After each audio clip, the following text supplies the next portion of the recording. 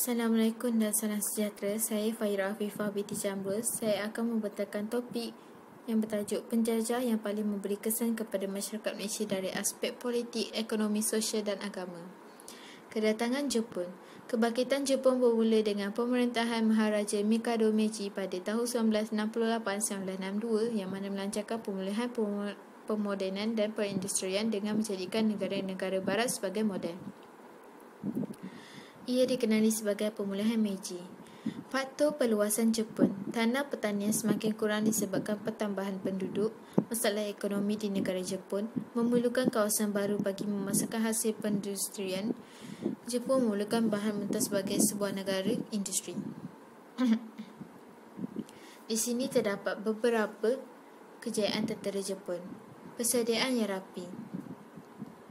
Sebelum Jepun melancarkan perang ke atas tanah Melayu, mereka telah membuat persediaan khususnya mengumpul maklumat penting berhubung dengan kekuatan pertahanan British, angkatan dan kelengkapan peperangan. Mereka menyedari bahawa kubu pertahanan British di Singapura agak sukar untuk dimusnahkan. Tentera Jepun telah menyerang tanah Melayu dari arah belakang melalui Kelantan yang tidak mempunyai pertahanan yang lengkap. Ini membolehkan pergerakan tentera menjadi lebih mudah dan dalam jangka masa yang singkat, tanah Melayu telah berjaya dikuasai. Penguasaan tempat yang strategik. Jepun juga bertindak dengan menawan padang kapal terbang yang terletak di Kota Baru, Alustar dan Taiping. Penawanan tempat strategik ini menyukarkan dan melemahkan pertahanan udara British. Serangan Jepun ke atas Melayu juga dilancarkan dengan pantas dan tersusun. Jepun telah menggerakkan pasukan tentera udara, laut dan darat dari pangkalan mereka di Indochina dan Siam. Lumpuhnya armada laut British. Di samping menghancurkan pertahanan udara tentera British, Jepun juga telah berjaya menenggelamkan dua buah kapal perang Inggeris iaitu Repulse dan Prince of Wales pada 10 Disember 1941 yang sedang berlayar di Laut Cina Selatan berhampiran kekuatan bagi menghalang konvoi Jepun yang sedang menuju ke arah selatan. Dengan tenggelamnya dua buah kapal perang ini, tanah Melayu terdedah kepada serangan laut oleh tentera Jepun. Keberanian tentera Jepun. Pasukan tentera ke-25 yang diketuai oleh Lieutenant General Yamashita telah datang dengan semangat hidup atau mati bagi tujuan suci mereka. Semua tentera telah diarah menyediakan wasiat mereka. Di samping itu, tentera Jepun juga telah mempunyai pengalaman berperang selama bertahun-tahun di Makuria dan telah mendapat latihan perang untuk berperang di kawasan tropika. Pakatan dengan Kerajaan Siam. Pendaratan Jepun di Singgora merupakan sebahagian daripada rancangan untuk memujuk atau memaksa negara Thailand supaya bekerjasama dengan Jepun. Ini menyebabkan suatu persetiaan perikatan telah ditandatangani pada 11 Disember 1941. Ini seterusnya membolehkan pergerakan tentera Jepun untuk memasuki tanah Melayu menjadi semakin mudah.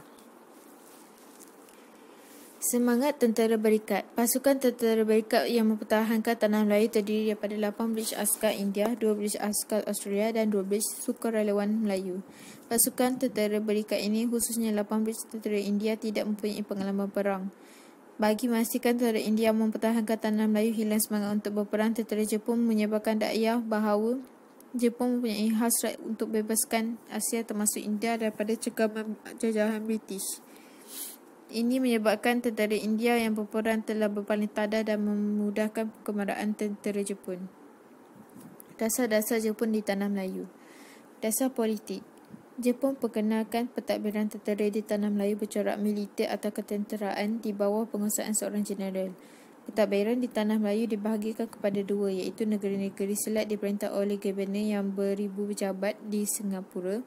Nama Singapura diubah Sonyan yang bermaksud cahaya selatan, manakala semenanjung tanah Melayu diperintah oleh seorang presiden. Tanah Melayu dibahagikan kepada 8 wilayah dan setiap wilayah diketuai oleh seorang gubernur Jepun. Jepun juga mengembalikan kuasa sultan yang telah dirampas oleh Inggeris di negeri-negeri Melayu, tetapi sultan hanya sebagai ketua negeri dan menjalankan tugas sebagai ketua agama Islam di negara masing-masing. Jepun sebenarnya ingin mengambil hati para sultan agar apa-apa yang dihajati tercapai. Jepun juga mendapatkan sokongan orang Melayu agar mereka terus mendapat ganjaran di sebalik perbuatan itu.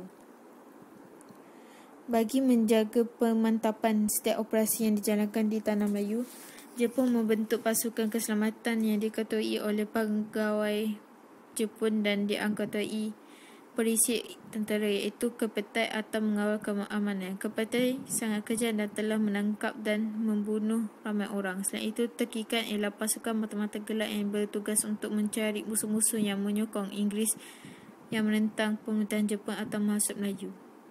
Sebaik sahaja Jepun menawan Tanah Melayu, Jepun bertindak membebaskan ahli-ahli Kesatuan Melayu Muda yang dipenjarakan oleh British. Jepun juga melupakan semula KMM yang dengan melantik Ibrahim Yaakob sebagai pemimpin utama. Jepun juga memperalatkan Ibrahim Yaakob untuk tujuan mendapatkan sokongan dan menyebarkan propaganda anti-British. Dasar ekonomi. Sistem ekonomi bebas ditukar kepada sistem ekonomi kawalan. Perdagangan dengan dunia luar terputus dan Jepun tidak menggalakkan sebarang urusan perdagangan. Perdagangan Singapura dan Pulau Pinang dengan dunia barat pun terputus.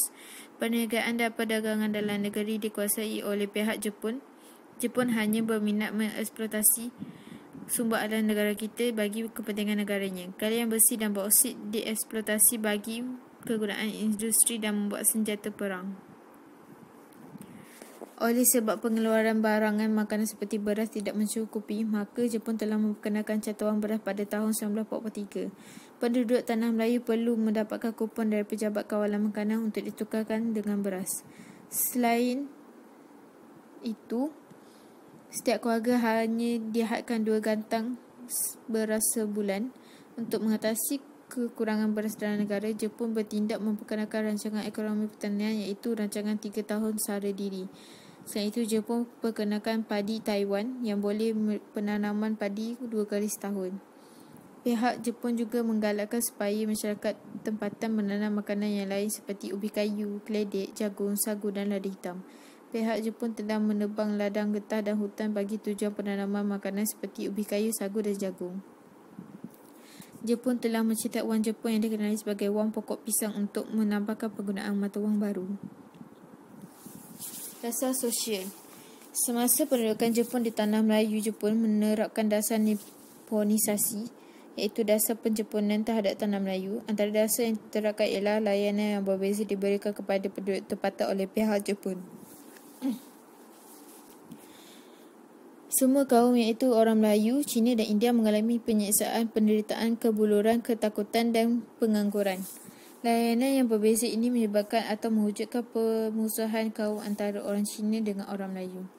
Dasar penjepunan juga dilakukan dari sistem pendidikan iaitu sekolah-sekolah Inggeris dan Tamil diganti dengan sistem pendidikan Jepun.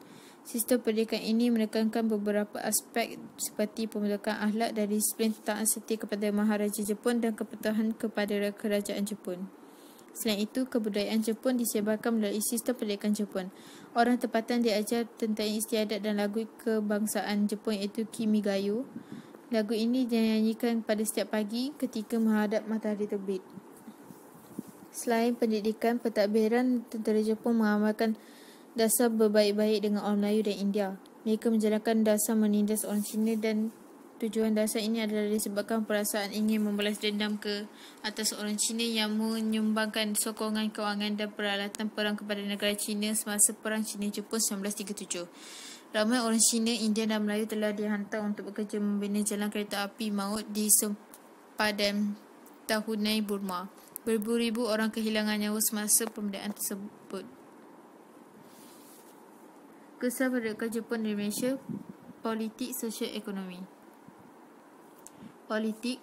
Pentadbiran Jepun mengawal pergerakan rakyat dengan ketat dan kawalan yang dikenakan oleh tentera Jepun mengakibatkan rakyat hidup dalam kesengsaraan. Kesan-kesan politik pada pendudukan Jepun ialah wujudnya kesedaran politik yang mendalam di kalangan penduduk Tanah Melayu, propaganda Asia untuk Asia menaikkan semangat mereka untuk membebaskan tanah air. Wujud keyakinan untuk memerintah sendiri di kalangan orang Melayu akibat daripada pengalaman dalam kerja-kerja pentadbiran Jepun.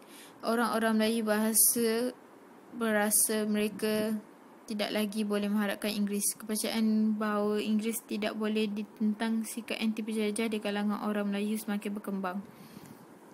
Ketika pendudukan Jepun di Tanah Melayu, pendudukan Tanah Melayu khususnya orang Cina telah ditindas oleh Jepun. Kebanyakan orang Melayu dan India menjadi buruh paksa khususnya untuk membina jalan kereta api maut antara Negarita dan Burma. Orang-orang Cina lari ke pinggir hutan akibat daripada tekanan tentera Jepun telah membuka kawasan baru yang dikatakan sebagai permulaan masalah setinggal di Tanah Melayu. Mereka juga bertempur dengan orang-orang Melayu yang tinggal di kampung tradisi dan mengakibatkan pertembungan budaya yang berlainan latar belakang.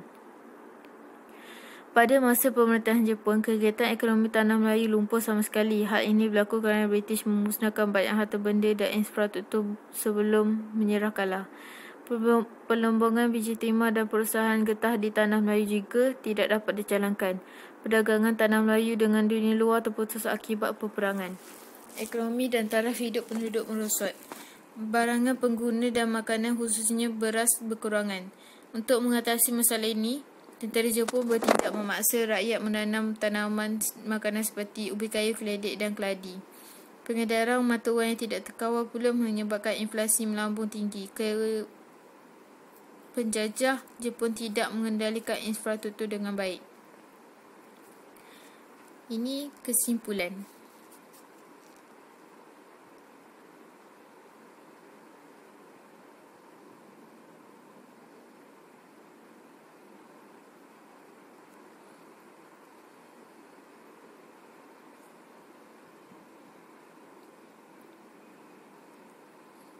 Sekian, terima kasih.